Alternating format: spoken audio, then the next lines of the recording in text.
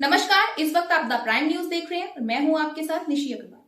चर्चा है कि अगले साल के होने वाले विधानसभा चुनाव के मद्देनजर बीजेपी दिसंबर से उम्मीदवार फाइनल करने की प्रक्रिया शुरू कर देगी। चर्चा ये भी है कि बीजेपी यूपी चुनाव में आधे नए चेहरे उतार सकती है। यूपी का सामाजिक समीकरण, लोकल फीडबैक, सीट विशेष पर राजनीतिक परिदृश्य, ये कुछ ऐसे फैक्टर होंगे जो उम्मीदवार चुनने में अहम साबित होने वाले हैं। यूपी चुनाव ऐसे समय में हो रहे हैं जब कुछ समय पहले ही देश भर में हुए उपचुनावों के नतीजे बीजेपी के लिए अच्छे नहीं रहे। ये उपचुनाव 3 लोकसभा 29 विधानसभा सीटों पर लड़े गए। इन सीटों में बीजेपी को 7 पर, उसके सहयोगियों को 8 पर कामयाबी मिली। कांग्रेस को 8, टीएमसी को 4 सीटों पर कामयाबी मिली और बाकी क्षेत्रीय दलों की झोली में गए।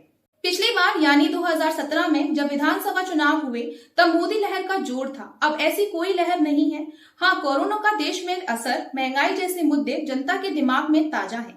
एंटी इनकम बेसी फैक्टर तो है ही।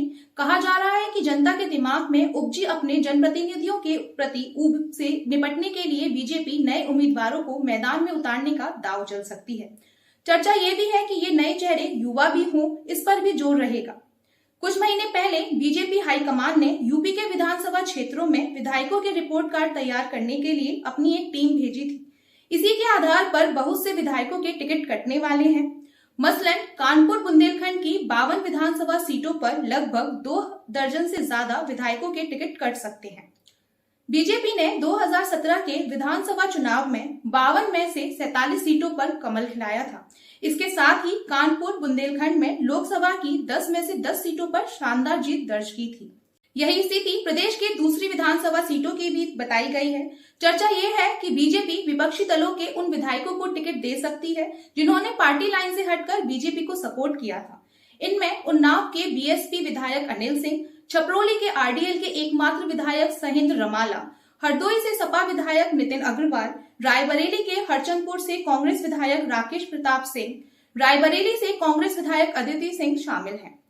सहेंद्र रमाला तो बीजेपी में शामिल हो गए हैं। इसके अलावा कांग्रेस से बीजेपी में शामिल हुए जितिन प्रसाद भी शाहजहांपुर से टिकट के दावेदार होंगे। लेकिन वरिष्ठ पत्रकार सिद्धार्थ कलहंस को ऐसा नहीं लगता कि बीजेपी अपने पुराने चेहरों को बड़ी तादाद में हटाने का जोखिम लेगी। ऐसा इसलिए क्योंकि इस बार यूपी में चुनावी संग्राम बीजेपी और सपा के बीच होने की रूपरेखा बन रही है।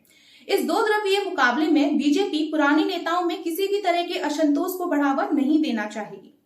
हालांकि वे ये भी कहते हैं कि पिछले दिनों पार्टी के लिए अपने बेतुके बयानों से मुसीबत खड़ी करने वाले विधायक, ऐसे विधायक जिनसे जनता नाराज है, उनके टिकट कट सकते हैं। इसके अलावा ऐसे 19 बीजेपी विधायक हैं जो 75 साल से ऊपर हैं, इनके भी टिकट कट सकते हैं। पर आधे से ज्यादा चेहरे नए होंगे ऐसा नहीं लगता। वरिष्ठ पत्रकार रामदत्त त्रिपाठी का भी कहना है कि गुजरात में बीजेपी ने आधे से ज्यादा चेहरों को बदलकर नए लोगों को टिकट दिया था। वहां ऐसा करना संभव है, लेकिन यूपी में ऐसा नहीं लगता। ये मुमकिन है कि जिन विधायकों से जनता नाराज है उन्हें बदल दिया जाए। धन्यवाद।